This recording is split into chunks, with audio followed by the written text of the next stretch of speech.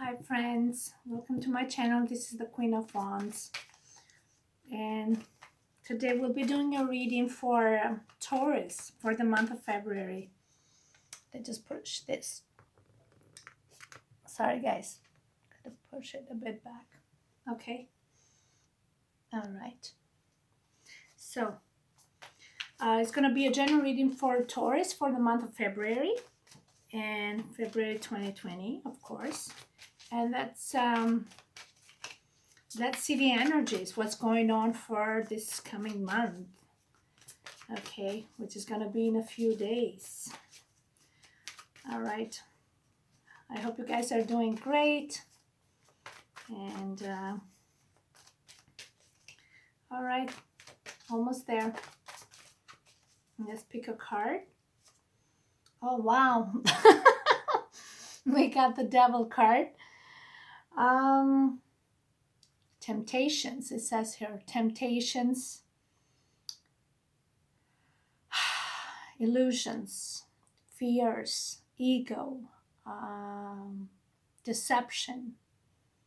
I mean, now we're going through the moon in Aquarius, and I'm going to keep repeating the moon in Aquarius because it's all about those swords, you know, getting away with a crime, hiding, secrecy. Nobody's honest and truthful, and everybody's playing a game. There's fear with the Devil card. There's bondage. There is sabotage, sabotaging situations, you know, of if you're getting too close to somebody. So you got to create scenario circumstances to detach, or fear of losing somebody. So you want to attach to something else just to fill the gap. So there's a lot with the Devil card.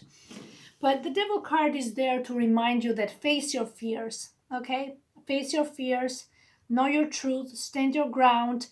It's also about perseverance and standing your ground and putting your boundaries. So sometimes it's about control, mind control, who's controlling who. But sometimes it talks about having self-control, okay? Perseverance, dignity, self-respect. Know your boundaries and know when somebody is trespassing or crossing your boundaries, okay? Don't let nobody dictate you how you should live your life, or what's right for you. Don't allow pressure, but don't put pressure on others. Live in your own truth and from a place of self-respect, okay? There's a lot involved with it. There's lust, there's desires, there's temptation, there's adventure, there is fantasy. There is a lot comes up with this, but there's a lot of fears. There's a lot of karmic connections with this, bondage, karmic connection. So there's karmic lessons to learn. There's some the Saturn element. Saturn imposes boundaries. So by putting you in a place then to go internally evaluate your actions, okay, for everyone, okay. So let's see a bit more. Maybe you're dealing with a Capricorn. I mean, Taurus Capricorn is also about money and fame and fortune and success and family and stability. So this is the 10th house of Capricorn, and is related to Taurus too because it's a pentacle, right? We're talking about structure and stability. And remember, this is a number 6. 5 and 1 is 6, so it's about stability and balance and having that equilibrium in whatever you're dealing with. But somebody is fearing the truth. I mean, there's the big key there, the key to his heart, and somebody's walking and wants to see the other way. Maybe there's, because with the deception of the Devil card comes also that mirror effect. Somebody has triggered and locked certain fears that is like a mirror effect. Maybe they did it to you and now you're doing it to them. It was like a double game. You know what I mean? And unconsciously, maybe something happened to them that they're like, oh my God, did I just do the same thing to that person? But now this person is doing it to me. and maybe they're not even realizing they're doing that, but that's what karma is about. Things are happening unconsciously to people, and because they're supposed to happen, they're lessons to be learned, right?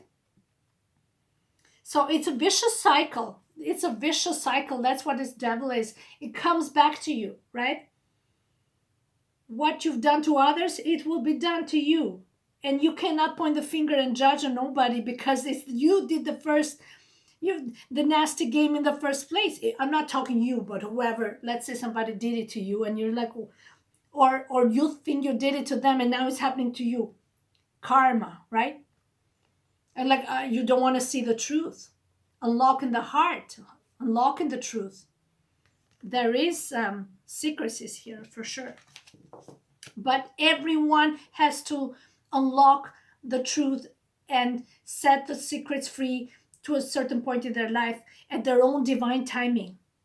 The key has a certain timing when the truth will be revealed, right? There's lessons to be learned first at their own time. You cannot force it.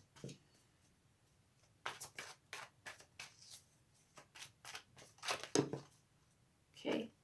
Oh, wow. Yeah. Talking about the devil. We got the moon in Aquarius. I mean, I'm just saying that we keep having them. Look, what else we got here? We got Hermit and the Sun. I mean, the Sun is a powerful card, but it's also the card of ego and the conscious. Somebody's consciously sabotaging situations, but I think it's backfiring them, because with a Hermit here, it's time for introspection. I love the Hermit card. It's about the book of love and the book of life. I love this card. You see, all these lessons, all this situation, there's major deception going here with the moon in Aquarius. The Aquarius is about clarity. It's about, facing the facts, structure, planning, strategizing. But with the Sun, it will force to come up to the surface. Okay, that's what it's about. And the Hermit is like a monk. It's like very patient, very mature, a person very sage, has learned his lessons, and he's like, he knows better now, right? And I think with a devil card here, and he has mastered his circumstances, and somebody has mastered something, mastered maybe deception, and knows how to hide things.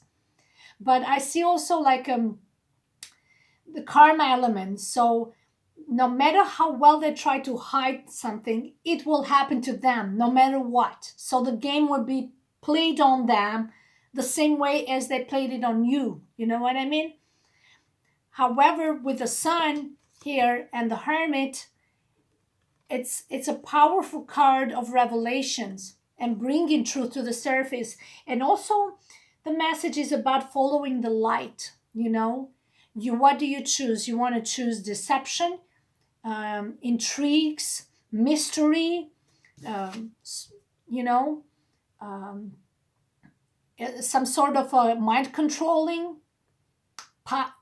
empowerment, overpowering over somebody. There's so much to that. But with the Sun and the Hermit, you realize that it doesn't take you anywhere. So you just follow your own path. This is number 9. It's about being independent, an individual that does things with clarity and consciously acting from a place of integrity with the Sun, right? Or you can have the moon in Aquarius, which brings that deception card. Aquarius wants clarity, but when it has moon, it's about subconscious, it's about confusion, and it's about secrecy, right? It's about hidden truths. But remember, the 7 of Swords, like I said, it's a game that you played in 2. So it takes 2 to tango. So if somebody thinks that you are hurting or you are being deceptive on something, it's a two-way game. It takes two to tango. So everybody's got to take responsibility for their own actions. Now, these are illusions and disillusionments. With the sun, we also have the fifth house of Leo, which is about expressing yourself artistically and being fun. And you can take all these swords and throw a big party with it. It's about the moon in Aquarius. It's good with the writing, reading, writing, scripts, arts, movies, anything. So you can create a whole scenario, write a whole script for something, a book. That's another thing. So, but there's that sense of falling in disillusionment. So you got to make sure you detach yourself and know reality from fantasy.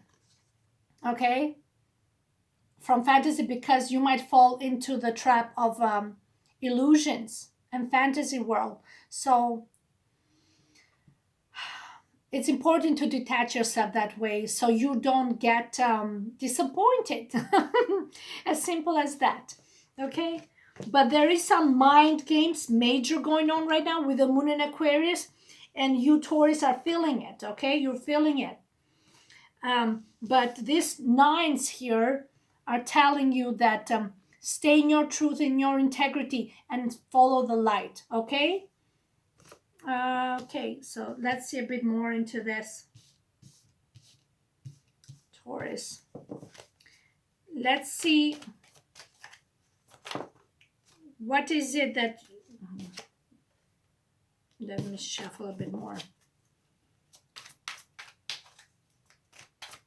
Who is doing this to you, Taurus? I'm just curious. Who is doing all this to you? You're such a good person. You have Venus in your chart. You are a beautiful person. You have a beautiful voice. You're known for... Venus is known for vocal cords. Oh my God. We got a Leo here again with a sun here. I mean, somebody who is a power force, has self-confidence, and maybe they're in the spotlight or something. That we have the strength card in Leo again with a lot of exposure here, but it can be strength, inner strength and outer strength. You know, the Leo in you, maybe it's about self-esteem and self-confidence, and somebody is doing that mirror effect because somebody is trying to trigger you, so they instill certain insecurities on you. Okay, yeah, somebody's doing that to you, Taurus, pushing you out of your comfort zone. Okay, somebody's doing that to you, but you, like I said, you stay in your light. It can be somebody who is, they like to be in the spotlight. They certainly like to be in the spotlight. Maybe they want attention. Okay, or maybe there are just certain qualities that, that you are fascinated by them anyway, because they have this carry this charisma. Yes, maybe they have certain charisma, and you are confusing that positive energy, that light, that excitement for deception. This can be seen in so many ways. That's why I say, with the moon in Aquarius, be careful to not fall into that disillusionment and self-deception. So that's how you sabotage maybe something that is so artistically beautiful, and that's all it is. Because there's a lot of arts here with a Leo. It's about performance. Okay, so you got to know when there is just a pure fantasy and a mere act. There can be acting here involved. Okay.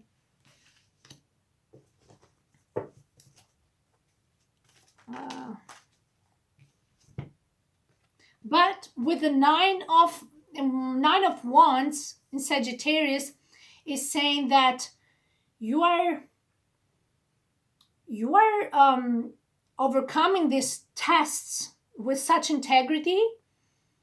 It feels like you're a bit exhausted and tired. Yeah, you see this guy is like physically exhausted, but he's holding on to it. He's holding on to something. He has given up. He hasn't given up hope. Somebody has certainly has like an agenda. A lot of nines here, but I see a solitary, like a lone wolf, like a lone wolf. Maybe you like to be alone, because lots of nines is about completion, but also finding your own center, being very centered on your own. Okay. Um, it seems like you're almost on the verge of achieving something and you're not giving up, but also there's a sense of exhaustion with it. And maybe somebody that is really like um, is stringing you along, and you're just kind of, and nothing is happening. That's the thing. Nothing is happening. Yeah. But let's see the outcome of this. How people see you, Taurus. Oh my God, look, 2 card, another 9. Well, too many 9s now. Okay, this is about completion, fulfillment of wishes, and this is like moving on. Moving on in a peaceful way. So moving on towards, like I said, being alone. A lot of 9s, which is about, like I said, this book of love here. It's about filling the pages of your life. And Hermit, it's about, accepting accepting the diversities of the differences and situations that happen in your life, and you're like, okay, I'm okay with this, and I embrace everything that's happening to my life, and I'm not gonna fight it, and just being thankful for everything and just moving on, moving away or moving on, just sense of acceptance. Yeah, and that acceptance of disappointments, it's acceptance or of lessons, acceptance of failures, and just being in peace and okay with it, not holding grudges. And that's how you achieve that fulfillment. This is what this card is saying, Taurus. And that's how you gain your wisdom, as like the Hermit. The Hermit rules Virgo. Okay, that's another sign of like an earth sign, like you guys. So that gives you wisdom, clarity, stability, groundiness. Okay, and you have learned that these pages of your life will be filled with many circumstances and situations. It can be painful and joyful in the same time. Okay, with all these deceptions and all this situation is part of life, right? That's how makes your life exciting, is saying here. And try to see the beauty in all these situations, and try to just laugh at all of it. Sun is about the birth of something. It's like being reborn. It's like being so pure and genuine, and a bit of childlike attitude, because you cannot take life so seriously, right? 9 is that's how you find that stability, and that being centered with yourself. Once you surrender to the experiences of life, and just embrace them, and just appreciate them, yeah, for what they are, without being too judgmental and critical. Okay, but be thankful. And because these are memories in the end of the day, that when you look back, you have a reason to cry or to laugh. Today I experienced some emotions about some friends from my past. Especially, there was this girl. She was like an older sister to me, and I used to talk to her a lot about everything. I could tell her stuff. And I haven't seen her in a few years, and I was really looking forward to her. I really missed her today more than any other day. I don't know why, but I really missed her. And I was looking for her, and I was looking at some situations when we used to talk and chat and say things, and it was funny because I was crying. I was practically sobbing early this morning before going to work. I was sobbing about this girl. I don't know. My tears I couldn't stop. That's why I got my eye like this, because I cried this morning a lot. So, but I missed her, and that's just the way it was. And my point is that there was some situations where, there were sad, and there were happy situations. There were some conversation that were silly, and looking back at that, all this card, like a drama, it made me happy, made me laugh after. I was so sad, but then I was so happy because I had a memory. I had something to look back and to say, oh my God, I have like a legacy. It's like a legacy. So whatever you're having with these people in your life that you think they hurt you or they are currently hurting you, try to build as much memory as you can. Because 5 years down the road, if you don't build memories now, you got nothing left to look back and just something to think about, to cry about, to laugh about. So if you haven't built any memories, these painful memories, start building them now, whatever they are, and be appreciative and thankful, because we'll be gone one day. We'll be gone, and there's nothing to go back and look at what we have achieved in our life. And embrace your failures too. As painful as it may look, it's going to give you so much maturity and acceptance, and you're going to have this sense of pride because you overcame that with maturity. Even if there was a time you acted stupid, it's okay. If you feel, we feel pain because of the fear of being judged and pointing the fingers that you're not being fair, you're not being honest. People will point the finger of us the same way as we have pointed on them.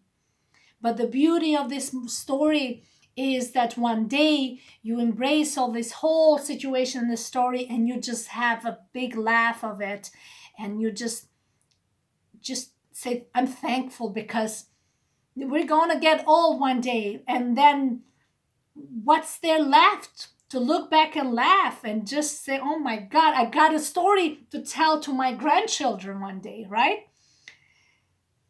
If there's a story that can be told. Oh my God. But so this is what I'm saying, the Book of Love. I just love this card so much. Every time it pops up, it's all I think about. It's all I think about. It's so funny because there's a friend of mine, he always sings this song, and he is a Capricorn. And I think he put that song up again. But it's just funny how that jumped up. So pay attention to that song, okay? Because that's a strong message, that song. It's about embracing life with all its flaws. And that's when you're going to find liberation. Liberation from the chains that bounds you. And you're going to find happiness and joy and acceptance of yourself and also of others. So honestly, those tears I had in the morning because I was missing this girl so much, this friend of mine was like a sister, then they converted into tears of, there's my son, then converted to tears of joy. Because I had something